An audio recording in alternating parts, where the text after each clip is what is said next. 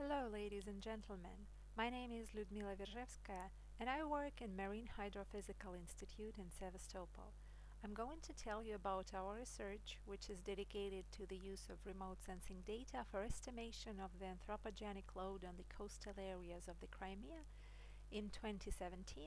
I chose this topic because the cities along the shore put high anthropogenic pressure on the coastal waters through liquid effluents, wastewater, solid waste, and precipitation. They all carry pollutants and consequently bring it into the seawater.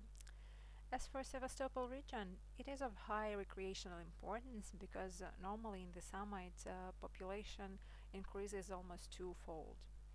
At the same time, anthropogenic pressure threatens the environmental state of the area, and it carries risks to such factors as biodiversity, accessibility of beaches, investment potential of the area, and this is why we consider the research to be of relevance. The purpose of this study was to develop the method for estimation of the anthropogenic load on the coastal areas of the Crimea, its scale and direction. And in this research we considered that organic suspended matter from the bio-optical indices in the coastal areas reflects the anthropogenic load. Thus we took the following steps to achieve the goal. We analyzed the data available on the river and municipal wastewater runoff in the area. We constructed the maps of bio-optical indices based on the satellite data. We analyzed the wind conditions for the selected dates using Chiron reanalysis. And finally, we investigated the spatial and temporal evolution of water areas with high suspended matter content. Now let me tell you in a little more detail about the stages of our research. The fact that high-resolution and medium-resolution satellite data have become available in recent years makes it possible to study marine environment in a lot of detail. We use the satellite images from the open sources like Sci-Hub Copernicus. The multispectral instrument installed on Sentinel-2 has very high resolution, up to 10 meters. But its time interval is a few days, so to get more regular data, we use the shots from MODIS Aqua and MODIS Terra with a resolution of 1 kilometer. Then, using the pan-apply application, we calculated remote sensing reflectance to determine the amount of organic matter dissolved in the seawater by a combination of channels B2, B3, and B5 at the corresponding wavelengths. This allowed us to construct the maps of bio-optical indices using the Surfer 13 software. Besides this, we performed statistical analysis of the time series of wind speed and direction for the period under consideration 2017-2019 based on the data from the Chiron regional atmospheric reanalysis. The prevailing wind directions were determined in this whole study area, and also the frequency and wind speed in different years and in different seasons. For the entire regional and also separate points corresponding to the river mouths and municipal effluents, we calculated the mean wind speed and mean wind direction. Finally, for each cloudless satellite image, we calculated the areas of the regions bounded by the front line, which corresponds to the 50% of the upper boundary of the bio-optical index. And in total, 116 images were analyzed. Now let's have a closer look at the study area. It lies at the northwestern shelf of the Black Sea and excludes the southwestern part of the Crimean coast adjacent to Sevastopol. The area follows the coastline along the west and southwest and south of the Crimea, and it includes the Kalamitsky Bay, the northern side of Sevastopol, the Heraclean Peninsula, and the southern coast of Sevastopol way to Faros settlement. To the north of the Heraclean Peninsula, such rivers as the Alma, Kacha, Belbek, and Chorna flow into the Black Sea.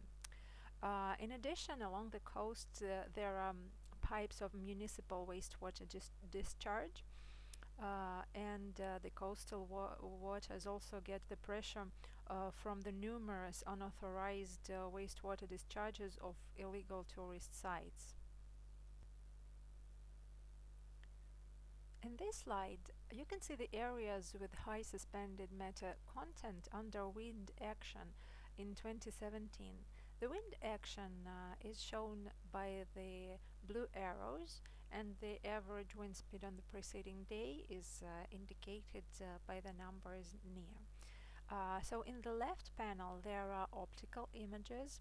In the central and in the right panel there are maps of bio-optical indices, index 23 in the center and index 34 on the right.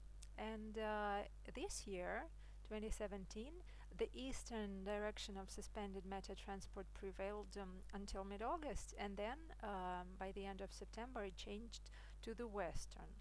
Another feature of this year was the stable position of the border of the area in the central part of the basin from late June till late July. This next slide shows the similar maps for the year 2019.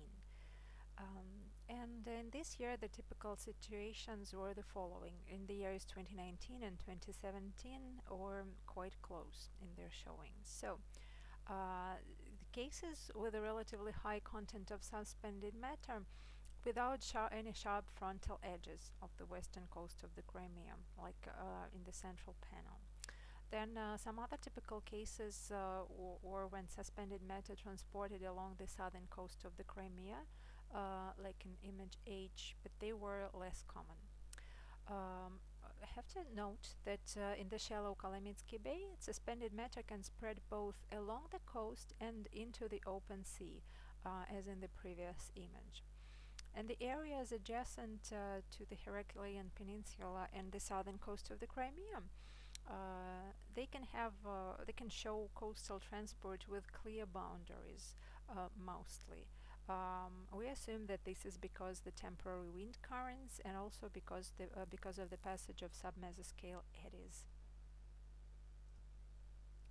This slide shows the optical images and maps of bio-optical indices for the year 2018, which manifested itself in a little bit different way.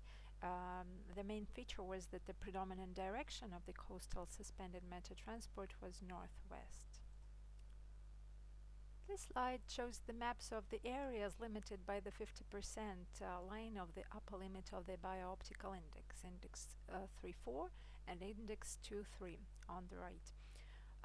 Should be said here that on some days the areas with turbid waters cover really vast areas, like in this image on the 27th of April 2017, mostly in Calamita Bay. The likely reason is that the bay is shallow and the coastal bottom is covered by sand. It's composed of sand. So after strong winds or after a storm, this water is getting turbid, and this fact is reflected in the optical satellite images. So in this case, we can compare the MODIS image on the left and the map constructed from Sentinel-2 image on the right. On other days, the amount of suspended matter in the water is not as high as in this image on the left. And in some cases we can see the areas with relatively high content of suspended matter near the south coast of the Crimea. Here, in this part of the coast, the bottom is mostly rocky, and this is why the suspended matter near the coast could be related to the discharges from the coast. At this point, we can say that the results of our research showed the possibility of using satellite observations for detection of the cases when suspended matter distributes into the sea, especially in the places adjacent to Sevastopol. We found out that the greatest anthropogenic load in the summer of 2017 to 2019 was made by the river Belbek mouth and the outfall of the municipal wastewater discharge treatment facility south in Sevastopol. The wind analysis demonstrated that the area with high suspended matter content is the largest under the prevailing south and southeast winds at a speed of about 5 meters per second. The southeast winds in the area of Kolomitsky Bay increase the area with high suspended matter content up to 1,144 kilometers. And in our further studies, we plan to estimate the magnitude and displacement of the boundaries of this area, and also to use not only satellite images but also the results of three-dimensional hydrodynamic modeling and in situ measurements data. Thank you for listening.